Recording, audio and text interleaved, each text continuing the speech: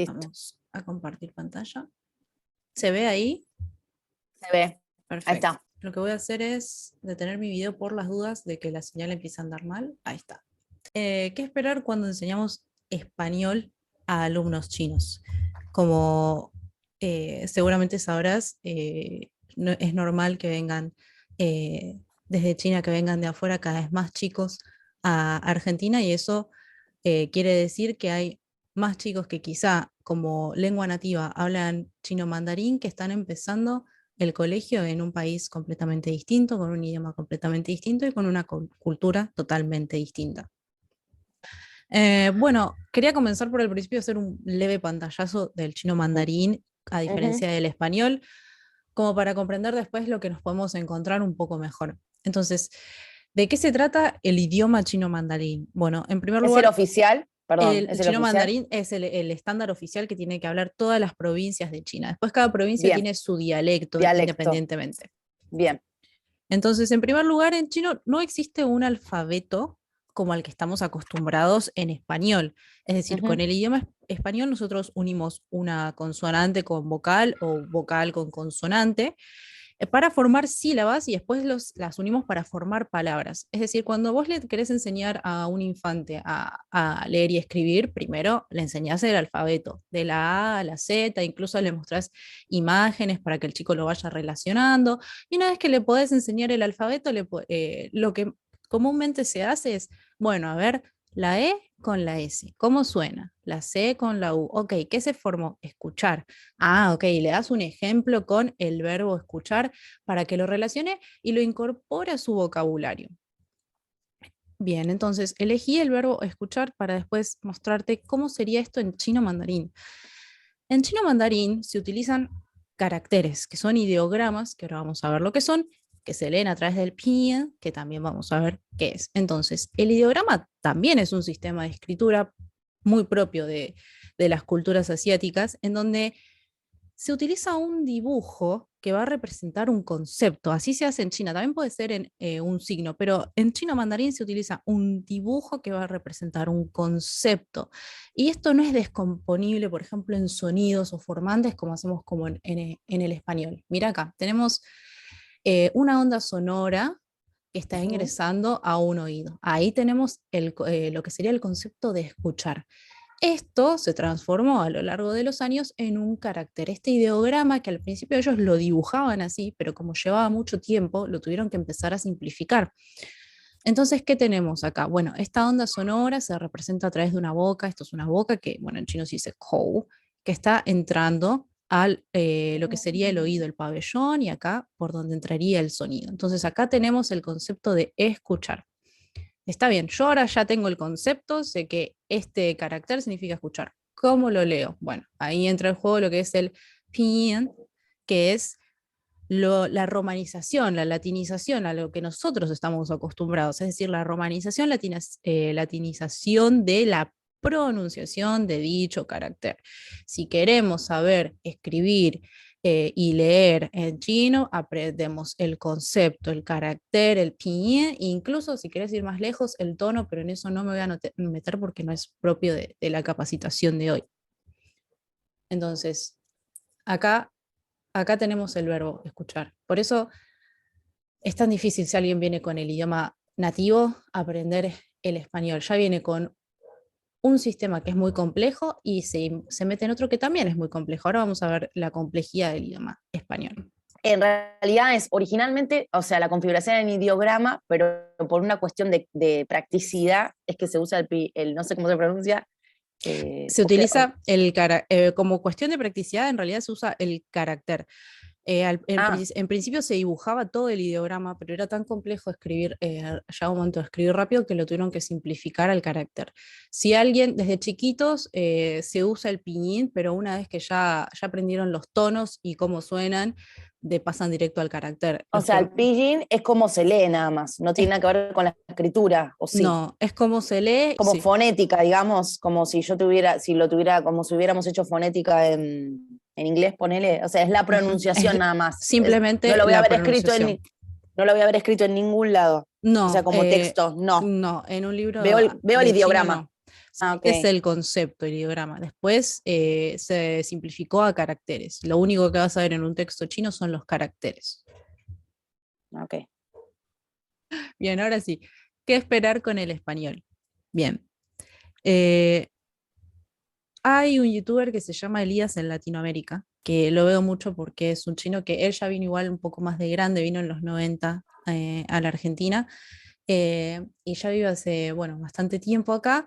Y él sube videos a YouTube contando sobre, bueno, la cultura china y lo que es ser un inmigrante en Argentina. Hace poco subí un video y esto es lo que escribió en la descripción. Yo marqué lo que primero salta a la vista y después lo vamos a ir como desgranando parte por parte por qué se llega a esto, estando tantos Mm. años en Argentina hablando el español. Ok, creo que cuando yo lo leí pude imaginarme a la persona hablando de esta manera. De hecho, creo que es algo muy común. Eh, entonces me llamaba la atención diciendo, a ver, si está desde los 90 tanto tiempo, ¿qué es lo que tiene el español que es tan complejo? ¿Por qué llegamos a esto? Así que vamos a ir Claro. parte O por... es Sí, que es lo mejor que puede hacer, digamos, después de estar igual varios años en la Argentina, digamos. y no está para nada mal, pero la Claro, complejidad del español, ¿qué es lo que claro. hace? ¿En qué Sí, sí, sí. cambia con el idioma chino? Bien, punto número uno. Algo que salta a la vista, lo primero que nos salta a la vista, los cambios morfológicos y la sintaxis. Al hablar y al escribir, pueden faltar los debidos cambios morfológicos en lo que son los pronombres personales, el tiempo, género o número en el sentido número de cantidad. En español hay procesos de conversión de estructuras sintácticas constantemente. Nosotros lo tenemos totalmente naturalizados. El tema de que cambiamos el artículo cuando hablamos de una o más cosas. Entonces, es complejo. Después vamos a ir punto por punto, pero quise usar uno de los ejemplos que él pone, que dice, ¿qué hacen chino en Argentina y por qué acá tiene muchos chinos son de provincia Fujian de China? Lo primero y principal que salta a la vista son los artículos que lo vamos a ver en el punto siguiente, el tema del género de los sustantivos. Acá lo que hice fue agregarlos, como decías vos, con un poco de voluntad se puede entender Sí. lo que él quiere poner.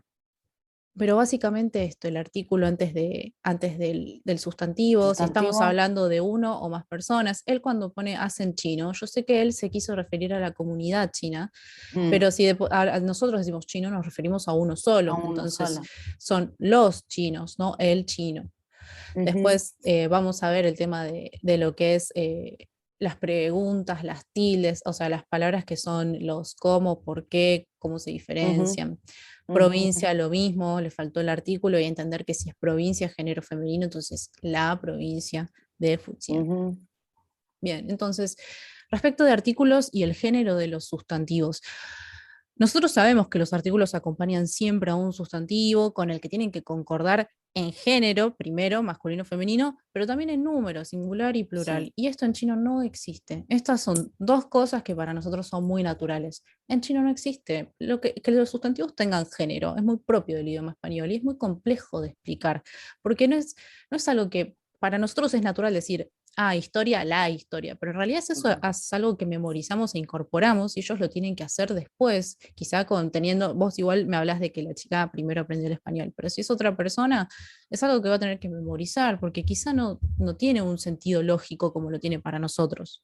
Sí, Bueno, entendido. entonces esto de, bueno, los artículos, los géneros, bueno, y encima yo no me voy a meter mucho tan específico en español, yo sé que vos sabés que encima existen distintos tipos de artículos, creo que hay algunos que son indeterminados, otros Sí, los determinados. determinados. Es Sí. un montón, es un montón. Entonces, que historia es femenino, entonces es la, pero no es las historia, es la historia. Inmigrantes puede ser los, pero también podría ser las inmigrantes.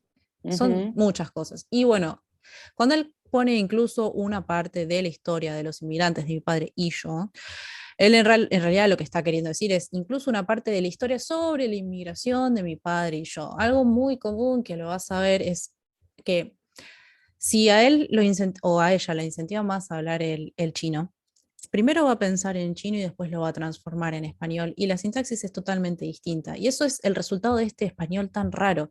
Ujú. Elías, el que está hablando, está pensando Sí, primero en chino y está haciendo simultáneamente la conversión al español. Entonces, él piensa en chino con una sintaxis distinta, con un orden de los sustantivos, los adjetivos, los adverbios totalmente distinta. Y al transformarlo en español, queda como resultado este español tan raro. Si yo le pongo onda, yo lo entiendo, pero quizás llevándolo a un ámbito académico, la claro. exigencia cambia.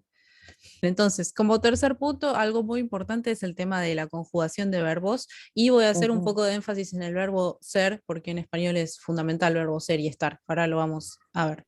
Entonces, en chino no existe la conjugación de verbos como en español. Todos los verbos mantienen la forma irregular, que de hecho tiene sentido, porque si vos ves que el verbo se escribe como un carácter, nunca se va a modificar, siempre se va a escribir de la misma manera y se va a leer de Claro. la misma manera.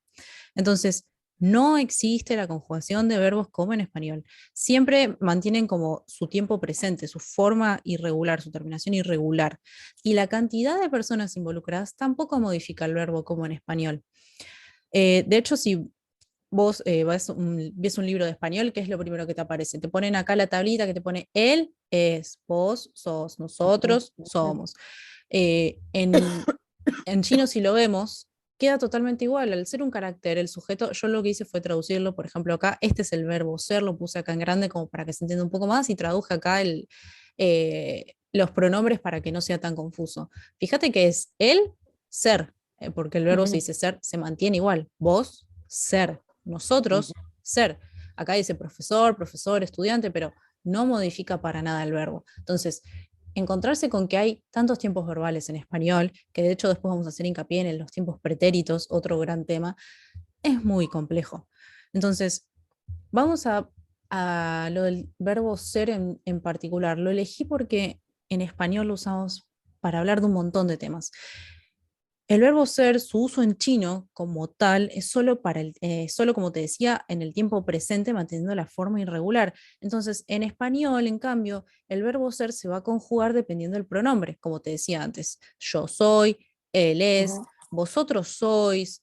Entonces, es tan útil para hablar de tantos temas distintos, como por ejemplo, no sé, descripciones físicas, descripciones de objetos, estados anímicos, rasgos de la personalidad. Se usa tanto en una oración y es tan distinto el pasaje que puede que por una cuestión de comodidad prefieran no modificar el verbo y te encuentres con oraciones que están hablando en tiempo pasado, pero con los verbos o no conjugados o mal conjugados por esto de que en definitiva los tiempos, nosotros como te decía, lo naturalizamos porque lo escuchamos desde chiquitos, pero en algún momento lo tuvimos que ir memorizando. Antes se enseñaban, te decían, conjugue el verbo en tiempo y así, pero para ellos es mucho más complejo que para nosotros.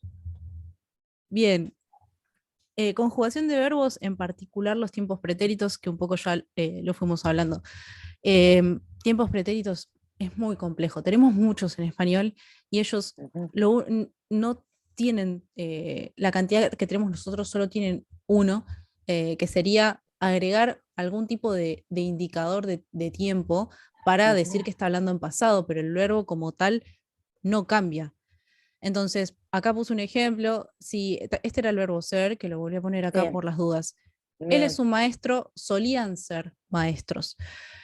En español, obviamente, que si lo traducís, ya te lo traduce incluso con la manera en que hablamos nosotros de la conjugación de verbos. Si yo te lo leo esto en chino, acá dice él ser maestro. Él antes ser maestro. Eso es lo único que cambia. No tienen los tiempos como nosotros, los tiempos Claro. pretéritos como nosotros, ni la conjugación como nosotros. Ujú. Había usado un ejemplo que él decía, en el camino de llegar a Argentina, ¿qué pasaron? Esto te decía que quizá no, eligen no conjugar el verbo directamente si les es muy complejo. Un chino trabaja en supermercado, ¿cuánto puede ganar en noventas? Y ese momento en la capital de China, Beijing, ¿cuánto puede ganar? Lo que acá más o menos, te digo que este me costó un poco más, traté de pasarlo a cómo quizá lo diríamos o lo escribiríamos Claro. nosotros, que es qué eventos pasaron en el camino hacia Argentina, cuánto podía ganar en los 90 un chino que trabajaba en un supermercado y cuánto podía ganar en la capital de China, Beijing, haciendo la misma actividad, todo esto dándolo por supuesto. Eh, nada, quizás, no sé si la pasé muy rápido, no me di cuenta, pero nada, que no quería dejar pasar esta Bien. parte de que quizá eligen directamente no conjugar el verbo para no quizá no meterse en una complejidad que quizá no consideran necesaria para dar a Bien. entenderse. Y a la hora de pensar en chino y transformarla al español, lo que puede llegar a quedar como ese español raro que decíamos. Si piensa en chino, lo transforma directo al español y queda ese orden totalmente cambiado o que nos suena raro a lo que estamos acostumbrados. Ausencia del verbo estar copulativo. Viste que yo te decía que en español es, bueno, verbo ser y estar. Sí. Entonces, existe en chino lo que es el verbo para indicar posición o lugar. Por ejemplo, Ana está, no, ahora no está, está en Madrid y ayer estuvo en Buenos Aires. Ese tipo de estar existe como verbo. Lo que no existe es ese verbo estar como para atribuir una cualidad o característica. Por ejemplo, en español nosotros podemos decir, él está cansado. Que encima él está cansado significa que él está cansado ahora, no es que vive cansado. O por ejemplo, él está llorando ahora, no es algo que se mantenga durante el tiempo. Entonces, ese verbo estar no existe en chino. Por ejemplo, nosotros decimos, el cielo está nublado el cielo? Eso en chino no existe, agarran lo que sería el pronombre y directamente lo adjetivan. Por ejemplo, acá el vos, bien, no dicen, vos estás bien, vos estás bien. Yo, muy bien. Yo estoy muy bien. No, directamente es el pronombre más el verbo, perdón, más el adjetivo. ¿Sí? El verbo estar como lo usamos nosotros, que también lo usamos muchísimo, no, ellos no lo tienen. Solo el estar de, por ejemplo, el libro está sobre la mesa. Ana está en Ujú. casa. Sí, sí, que indica, o sea, posición, sí, ya entiendo. O sea, ubicación, más que tiene que ver con eso, digamos, pero no con la cualidad, ya entiendo, como el predicativo, sí. Puse en coherencia y cohesión un montón de otras cosas que me llamaron la atención, que las puse todas como en el mismo apartado, que sería, por ejemplo, bueno, todo el tema de las tildes y las palabras interrogativas, la diferencia entre el por qué y el por qué. Ya Ujú. de por sí, si la sintaxis es compleja, explicar el tema de las tildes, cuándo llevan tilde, en qué sílaba, que existen sílabas tónicas, quizás es un poco complejo, quizás también creo que hay que saber qué priorizar y qué agregar en tiempo de que sea necesario. El tema de la mezcla de lo formal y lo informal. Bueno, algo que noté es que como ellos tienen que ir aprendiendo el español sobre la marcha, tratan de aprenderlo desde lo cotidiano. El tema es cuando tratan de llevar esa manera de aprender lo cotidiano a un ámbito académico. Por eso te encontrás a veces con oraciones, quizá con un lenguaje muy coloquial de lo que se exige.